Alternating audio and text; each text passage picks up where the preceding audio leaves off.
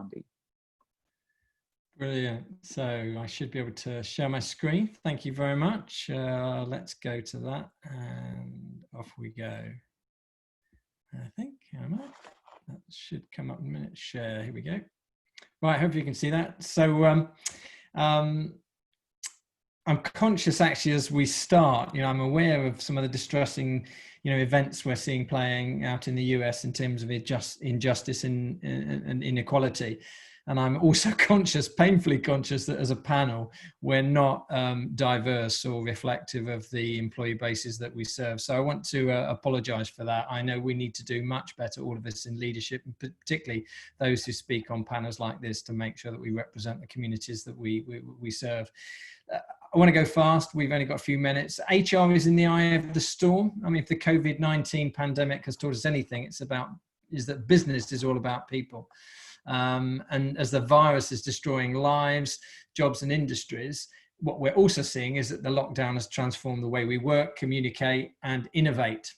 So whether we're working from home with a laptop and broadband connection, as many of you are now, or we're on site with protective equipment and stringent distancing measures, every one of us is having to adapt to a very different normal. And I want to argue this is a real turning point for HR leadership. We've got to be at the heart of our organisation strategy and replanning activities. This is a forced and fast transition, and we're having to redesign the future of work and reimagine the future of the workplace. So it's a big topic for my remaining 8 minutes. So let me give you some data, an approach, and an example. Right, data. This is research from IBM's Institute of Business Value. We've been conducting this research over the last few months. First of all, 75% of executives say they are currently helping their employees learn to work in new ways. That sounds great, but look on the next one, on the right-hand side, only 38% of employees agree. So there is a gap that HR needs to address. We've got to help employees adapt to and feel comfortable with these new ways of working. According to HR Executive Online, 69% of the employees say this is the most stressful time of their career. You are not kidding. And then our research shows that about 40% of employees want their employer to provide employee opt-in remote work options when returning to normal. So organizations are going to have to reimagine and rebuild their workplaces on the assumption that virtual working will be part of the next normal. So that's the data. Here's the how. Now, because we haven't been here before, right? We've never had to redesign the return to work in a climate of such economic and health uncertainty where there still isn't a cure for the virus. And so we need to recognize that this is what the business schools define as an adaptive challenge, i.e. there's no playbook, there's no precedent, there's no best practice guide. It's a complex problem where we can't rely on past experience or lessons learned or call in a business guru to navigate the path for us. Now, when you are faced with an adaptive challenge, that's the technical term for a complex or wicked problem, one of the ways to approach it, and building on what Ryan is saying, is to give the problem back to the people. Now, that may sound counterintuitive, but just go with me. It means share it with your workforce. Ask for their views and ideas. As you evolve your plan, seek their feedback, gather their opinions. In essence, you need to tap into the collective intelligence of your employees to help you through this problem. And I think business leaders, however good pilots they are flying the plane, need to acknowledge that they can't solve this in the boardroom on their own. A top-down approach is unlikely to be effective. So you're going to have to learn your way through the next year, next 12 months, next 2 years by sharing those challenges with your people and getting feedback loops firing on all cylinders. How can you do this? Well, polling. I'm always surprised in the number of WebEx and Zoom calls that I participate in, and the hosts don't know how to use or set up a poll. This is a fantastic opportunity on every meeting to get everyone to express a view, whether it's in the chat, as I hope you're doing now, or in the polling. You can get some data that you can use.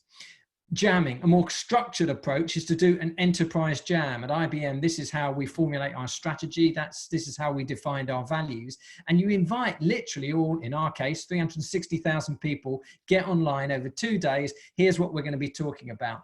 Put in your views. We'll use data mining capability to surface the key themes. We'll do voting, and that way we'll synthesize everyone's thoughts and views down into a kind of coherent and consensus view of strategy. So use jamming. Or then thirdly, sensing and responding. Of course, the other thing you can do is use tone analysis, artificial intelligence to kind of read what everyone is currently blogging, saying in your online collaboration forums. And if you use kind of online collaboration tools in your organization, it's very easy to mine that data and pick out anxiety, negative sentiment, hotspots, trending themes, and you can use that to inform your policy. At IBM, interestingly, that was a way in which we informed some of our most recent HR policies, just by hearing what people felt about the current policies today. And finally, to refresh your culture. And this is an example. So context first, as far as the physical workplace is concerned, there you are, social distancing in the workplace, 2 meters apart, make sure you're wearing masks. HR is going to have to start thinking about these issues, logistics, health and safety, physical distancing, and also who's truly essential to the business, who actually needs to be in the office or on the factory floor. And this is now throwing up some really big challenges around fairness. As Gethin, I think, said at the start, we've got to account for wildly diverging circumstances such as family obligations, physical and mental health, and the availability of transport. And we might even, as HR professionals, have to rethink the concept of equality and instead build policies that are designed to meet the individual where they are. And some examples of good practice coming up from all industries. My client, professional services firm EY, recently drafted some basic rules to make the workday more manageable for everyone, such as limiting meetings to 45 minutes and establishing a protected lunch break. And then I wanted to show you this. This is IBM's Working From Home pledge, which went viral for its gentle commitment to putting empathy at the heart. So just look at that. I pledge to be family first. I pledge to support flexibility.